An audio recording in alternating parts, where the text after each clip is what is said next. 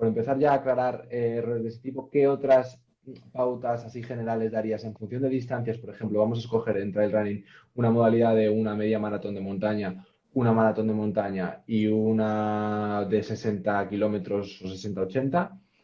¿Cómo variaría ahí a lo largo del tiempo de prueba, en base al tiempo o en base a kilómetros, como prefieras? ¿Cómo variaría ahí esa estrategia de habituallamiento en carrera que tendría que seguir el deportista? Claro, Sabiendo que esto bueno, se tiene que individualizar, pero a nivel de cuánta cantidad de hidrato no es aportar así en fácil, ¿eh? No es recomendación fácil general, dar, se lo sé. no es fácil, porque lo primero, aparte de la distancia de la prueba, porque sí que podemos dividir, al final, generalizando, podemos decir que en pruebas de entre 1 y 3 horas podríamos estar hablando de 30 a 60 gramos de hidrato de carbono por hora y a partir de las 3 horas, que ya nos iríamos al maratón o a la de 60, poder llegar ya pues entre 60 y 90 gramos de hidrato de carbono por hora. Pero sí que es cierto que también, o sea, ya no solo la duración de la prueba va a ser importante, sino la intensidad con la que va a afrontar el deportista esa prueba, porque al final una prueba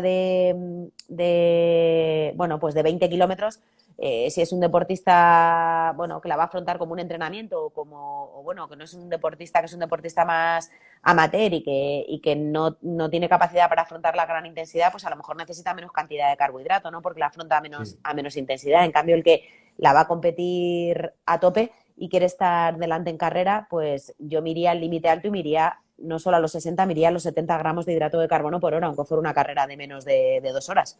Porque sabemos que la capacidad intestinal de cada deportista hay que tolerarla. Entonces, Mm. alguien que se pueda meter 70 gramos de hidrato de carbono en un solo gel, ostras, eso hay que entrenarlo muy bien. Entonces, habrá otras personas, aparte, la medida estándar de un gel son 20 gramos Claro, aproximadamente, sí. 20 gramos de hidrato de carbono.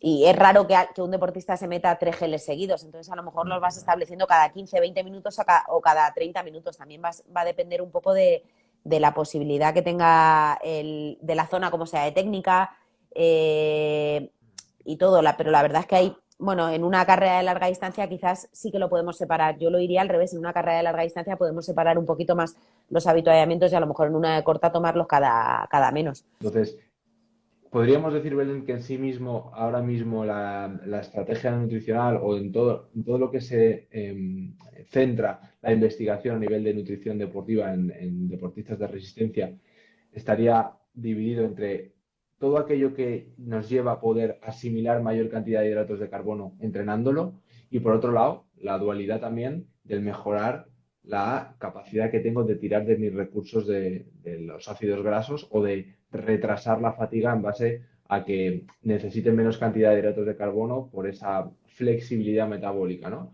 Podríamos decir que es un poco en los dos campos más importantes ahora donde se está centrada la investigación, probablemente el primero más todavía a día de hoy, ¿no?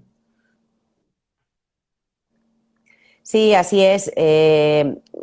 Las últimas investigaciones y todo lo que podemos ya aportar a la ciencia de la nutrición deportiva va en este enfoque, ¿no? En periodizar bien las ingestas de hidratos de carbono para, por un lado, potenciar y maximizar esa flexibilidad metabólica, que quiere decir que, bueno, pues que el deportista sea flexible a la hora de utilizar los sustratos, es decir, que a baja intensidad sea capaz de quemar más grasas y de ahorrar esos hidratos de carbono, y que a alta intensidad consiga metabolizar la mayor cantidad de carbohidratos posibles. ¿Por qué? Porque si ese hidrato será más rápido. Ya está, a partir de grasas, por mucho que le queramos dar la vuelta a la fisiología, alguien no va a correr rápido. Otra cosa es que vayamos a una intensidad muy bajita por debajo del umbral ventilatorio 1, que claro que podemos estar corriendo a partir de las grasas, pero todas las manipulaciones dietéticas que hagamos con el deportista van enfocados a estos dos conceptos, también sin volvernos locos. Es decir, no todos los deportistas tienen por qué llegar a 90 gramos de hidrato de carbono por hora. O sea, no pasa nada, habrá deportistas que puedan llegar y que lo necesiten, y habrá otros que no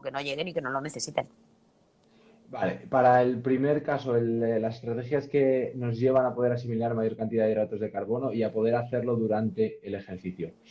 Eh, Entiendo que aquí, digamos, las estrategias a nivel de entrenamiento a seguir para mejorar esto sería simplemente ir aumentando la frecuencia y, por tanto, también la cantidad en un intervalo de tiempo, como puede ser una hora, de hidratos de carbono que voy tomándome en diferentes entrenamientos. O haces esto también desde otro tipo de estrategias y de perspectiva? Claro, sería entrenar vamos a decir, el estómago, el intestino. También hay que tener claro que desde la ciencia conocemos que la cantidad de absorción intestinal es limitada, es decir, se sabe que podemos absorber una cantidad de aproximadamente 60 gramos de glucosa por hora, a lo que le sumaríamos 30 gramos de fructosa. También hay otros estudios ya que hablan en ciclistas de hasta 100, 110 gramos en total, pero bueno, nos basaríamos en 90, 60 de glucosa y 30 de fructosa. Esto es fundamental, porque hay veces que un deportista solo toma geles de glucosa y si se va a 90 gramos de glucosa ya la está liando. Vamos a decir, eso no lo va a tolerar en una hora. Entonces, dentro de eso, de esto que conocemos a nivel científico, que luego cada deportista puede ser un mundo, ¿no? Pero en lo que conocemos hay que intentar que el deportista lo entrene. ¿Dónde lo va a entrenar? Pues en entrenamientos que requieran de esa cantidad de hidrato de carbono. Tampoco tiene mucho sentido que estemos haciendo un entrenamiento intestinal con entrenamientos a muy baja intensidad y que le estemos dando, intentemos llegar a 90 gramos de hidrato de carbono por hora, ¿no? Pero la idea es esa, en un entrenamiento de una intensidad media similar a la competición, bueno, simular esas circunstancias de competición, calcular qué cantidad de carbohidrato necesita este deportista y acercarnos. Podemos estar entrenando con 60 gramos o con 70 gramos o con 80. A lo mejor no hay que llegar, como te decía, no es que todos necesiten llegar a 80 o 90, ¿no? Sí, y luego personalizar, porque evidentemente por un lado está la asimilación de cada uno a ese ratio de glucosa-fructosa y la capacidad que tiene de utilizar sus transportadores de cada hidrato de carbono para asimilarse esa energía, pero luego también está la propia tolerancia intestinal que tiene el deportista a de dónde proceden esos hidratos de carbono, si son Claro. solo por medio de los geles o si al final tengo que tirar también de otro recurso que no sea solamente un recurso procesado o tan procesado como un gel.